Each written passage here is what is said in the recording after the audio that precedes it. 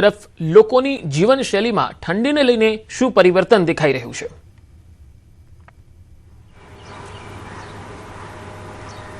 જી પંકજ, વાત કરીએ તો છેલ્લા કેટલાક દિવસથી જે રીતે વાતાવરણની અંદર ઠંડીનું જોર વધી રહ્યું હોય તેવું લાગી રહ્યું છે, કારણ કે વહેલી સવારે ઠંડો પવન પણ ફૂંકાઈ રહ્યો છે અને પરિણામે ઠંડકનું પ્રમાણ છે તે વધી રહ્યું છે।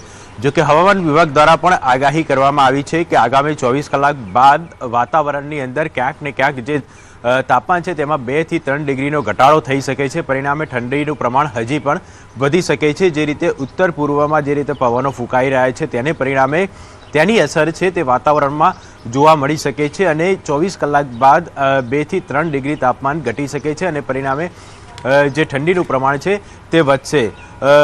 મહત્વની બાબત તો એ છે કે છેલ્લા કેટલાક દિવસથી વહેલી સવારે ઠંડીનું પ્રમાણ વધારે જોવા મળતું હોય છે। જો કે 2-3 દિવસ અગાઉની વાત કરીએ તો જે પ્રકારે બપોર બાદ એટલે કે બપોરના સમયે ક્યાંક ને ક્યાંક ગરમીનો અહેસાસ થતો હતો, પરંતુ હવે ધીમે ધીમે 24 કલાક બાદ જે ઠંડીનું પ્રમાણ વધશે અને જે તાપમાન છે તેમાં પણ 2 થી 3 ડિગ્રીનો ઘટાડો થઈ શકે તેવી શક્યતા છે। હવામાન વિભાગ દ્વારા આગાહી કરવામાં આવી છે।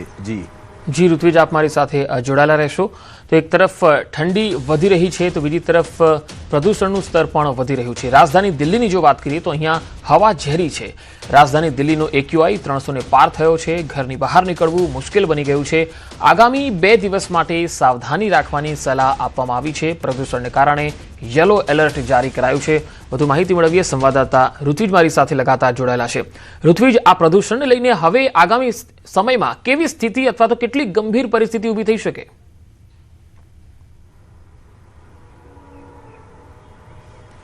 જી પંકજ, વાત કરીએ તો જે રીતે દિલ્હીની જે હવામાન છે, ખાસ કરીને જે રીતે હવામાનની અંદર પ્રદૂષણ ફેલાયું છે તેને લઈને તંત્ર દ્વારા લોકોને એલર્ટ રહેવાની સૂચના આપી દેવામાં આવી છે। મોટાભાગે જરૂરી વગર એટલે કે બિનજરૂરી રીતે બહાર ન નીકળવું જોઈએ ને એમાંય જ્યારે સવારનો સમય હોય છે, જ્યારે વાતાવરણની અંદર ધુમ્મસનું પ્રમાણ પણ વધારે જોવા મળતું હોય છે, એટલે આ સમયગાળા દરમિયાન ક્યાંક ને ક્યાંક અકસ્માત થવાની પણ શક્યતા રહેલી હોય છે। એટલે તંત્ર દ્વારા પણ લોકોને ખાસ સૂચના આપવામાં આવી છે કે બિનજરૂરી રીતે બહાર ન નીકળવું જોઈએ અને જો બહાર નીકળો છો તો માસ્ક પહેરવું અથવા તો અન્ય જે તકેદારી જે જરૂરી સૂચનો છે તે તંત્ર દ્વારા બહાર પાડવામાં આવ્યા છે તેનું પાલન કરવું જરૂરી છે।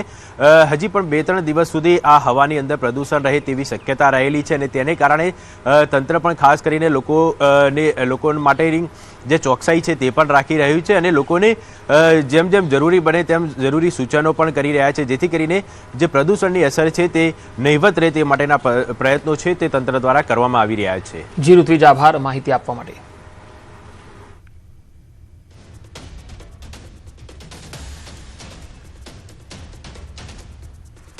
શિયાળાની ઋતુમાં કુદરતી સૌંદર્ય જોવા મળે અને ખાસ તો હિમવર્ષાનો આનંદ માણવા માટે દેશભરના પ્રવાસીઓ હાલ તો પ્રખ્યાત પર્યટન સ્થળ પર આવતા હોય છે। સામાન્ય રીતે ચક્રાતાની શાંત ખીણોમાં નવા વર્ષ અને નાતાલની ઉજવણી માટે પ્રવાસીઓની ભીડ વધારે છે। બુકિંગ નવેમ્બરથી જ શરૂ થઈ જતું હોય છે અને ડિસેમ્બરના પહેલા અઠવાડિયા સુધીમાં હોટલો ભરાઈ જાય છે, પરંતુ આ વખતે પરિસ્થિતિ કંઈક અલગ છે। આ વખતે હોટલો ભરેલી નહોતી, પરંતુ ચક્રાતામાં આવતા પ્રવાસીઓ પણ બરફવર્ષાની રાહ જોઈને બેસ્યા છે। चक्राता में अच्छा लग रहा है, हिल स्टेशन बढ़िया है, और भी हिल स्टेशन गए हैं, बढ़िया अच्छा लगा, शांत है एकदम, भीड़ भाड़ नहीं है। मेन बात ये है, सुनने में तो हमने प्लान ही ऐसा बनाया था कि इस टाइम बर्फबारी होगी, बट हमें बर्फबारी दिखी नहीं है अभी तक। हम भी सोच रहे शायद कल तक हम बर्फबारी में मिल जाए, कल तक और हमारा कल का समय जाने का। अच्छा लग रहा है, ठंड भी बहुत है, अब देखते हैं आगे, कल हम घूमने जाएंगे आगे और पॉइंट्स पर, टाइगर फॉल है वहाँ पे, देखते हैं कैसा फील होता है। बर्फबारी आई होप कल हो जाए, क्योंकि बोल रहे हैं कि आज या कल में हो जानी चाहिए थी, अब देखते हैं कल तक अगर हो जाए तो बेटर है। हाँ जी, फैमिली के साथ आए हैं। टाइगर फॉल और 1-2 पॉइंट और बताए हैं हमें, तो अब देखते हैं, अब कल जाएंगे हम, उसके बाद पता चलेगा कैसा है हिल स्टेशन। કઠોર હવામાન અને સમયસર હિમવર્ષાના ભાવે નિરાશાજનક પરિસ્થિતિ ઊભી થઈ છે। ઇતિહાસમાં કદાચ આ પહેલીવાર હશે કે આ વિસ્તારની 80% હોટલો ખાલી છે। સ્થાનિક ઉદ્યોગપતિઓ હિમવર્ષાની આતુરતાથી રાહ જોઈ રહ્યા છે, જેના કારણે પર્વતો પર પ્રવાસીઓનો ધસારો વધશે, પરંતુ કદાચ આ વખતે ભગવાન ઇન્દ્ર આ પર્વતીય ખીણોથી થોડા નારાજ હોય એવું લાગે। જો સમયસર હિમવર્ષા નહીં થાય તો પ્રવાસીઓની સંખ્યામાં નોંધપાત્ર ઘટાડો થવાની ધારણા છે।